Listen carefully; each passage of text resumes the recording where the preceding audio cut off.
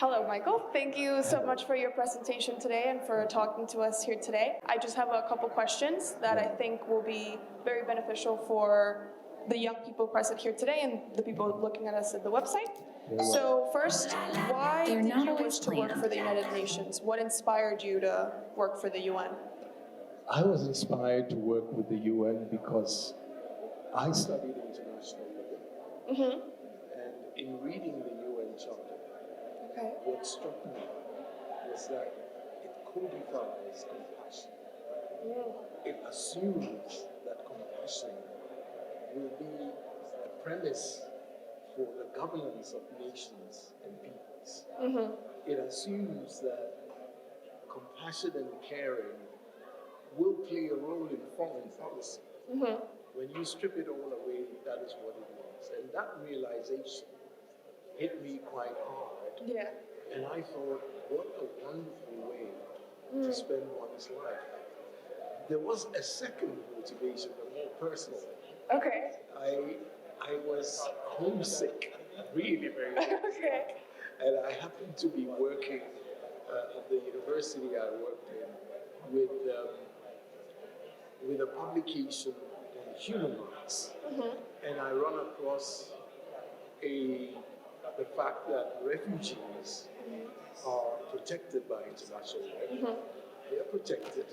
They do not have a home. They've lost their home. And they're still protected. And here I was, just feeling homesick because I couldn't go back home to Ghana. And I imagined myself that there would be some kind of an international way to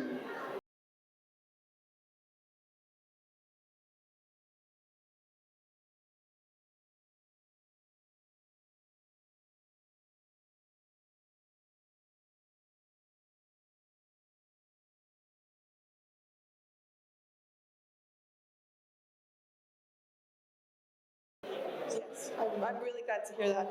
And then the last question is, what role do you think young people can play in advancing the mission and goals of the United Nations? I think young people have in their hands the future of the world, and the United Nations is essential to the future of the world as well. And I think that connection between what the United Nations stands for, aspires to do, and how this world can survive the crises and upheavals that seem to be endemic around the world.